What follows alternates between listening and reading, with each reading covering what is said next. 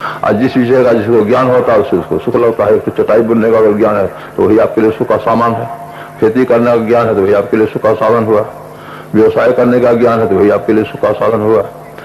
परमात्मा का ज्ञान हो गया, परमात्मा आपके लिए सुख का साधन हो गया। ये संसार का ज्ञान जो है यह क्षणिक सुख देने वाला है, परमात्मा नित्य है। ऐसे परमात्मा का ज्ञान जो है नित्य सुख देगा। वह सुख देगा जिस सुख का कभी अंत नहीं होगा। संत महात्मा लोग कहते हैं सिमटाओ का सन ये बिंदु ध्यान। लेकिन बिंदु ध्यान करने के योग्य तब बनेंगे जबकि वर्णात्मक नाम का जब और शुभ का ध्यान करेंगे। क्यों? उसके योग बनेंगे तब कौन बनेंगे? अरे वर्णात्मक नाम का जप करेंगे तो आप संसार की तरफ जाने से रुकेंगे, और जब तक संसार की तरफ ही जाते रहेंगे, संसार विषयों का ही चिंतन करते रहेंगे तो परमात्मा का अंत क्या कीजिएगा? ध्यान साधन भजन। ये संसार का चिंतन समाप्त हो जाए, संसार तो इसलिए आप जप करते हैं, ध्यान करते हैं मुड़ने के लिए।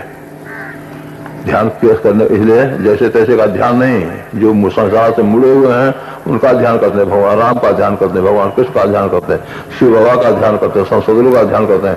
यहाँ जो हम लोग परमात्मा महाराज का चित्र जो लगाए हैं ये भी लगाए हुए हैं, इसके अंदर बहुत बड़ा रहस्य भरा हुआ है, बहुत बड़ा रहस्य भरा हुआ है। ऐसे कहने के लिए कह लीजिए कि लोग चित्र पूजते हैं, कह दीजिए चित्र की पूजा नहीं होती, पूजा होती है चरित्र की। इस चित्र के पीछे जो चरित्र है आपको अन्यत्र कहाँ से मिलेगा देखने के लिए? आप लोग प्राय जानते हैं, अभी भी आप लोगों ने सुना कि परमात्मा शुरुआत करते ससाई जी हमारा हृदय है, हम आपके सामने बैठे हुए हैं। लेकिन विश्वास कीजिए हमारे जैसे लाखों का दर्शन करके वह लाभ नहीं होगा जो मात्र चित्र के दर्शन से होगा। इस चित्र के पीछे इस चरित्र आपको अन्यत्र कहाँ मिलेगा? ये किसी ने कहा इसको साधक से जो करते जान इन पर है निसार, उनकी हक तक है चढ़ाई कुल जन्म प्राचीन के बाद। अब कम से कम कुछ नहीं कीजिए, कम से चित्र का दर्शन बराबर करते रहिए, उठते बैठते सोते जागते, इसी में आपका बेड़ा पार है। तो मामूली बात नहीं है। जो गुरु बसे बनारस 80 समुद्र तीर, एक पलक विषय नहीं जो गुरु हो शरीर। शिष्य कहीं है, गुरु कहीं है, इसी का मतलब। और शिष्य का मन गुरु में लगा हुआ है, गुरु के चिंतन में ख्याल में बना लगा हुआ है, तो गुरु का गुण उसके अंदर आ रहा है। और होते होते गुरु संगत गुरु है, तो गुरु का संग करके गुरु का ध्यान करके गुरु बन जाएगा। ध्यान की मामूली बहना नहीं है। लेकिन पूरा सिमटाव के लिए आप लोगों ने सुना बिंदु ध्यान।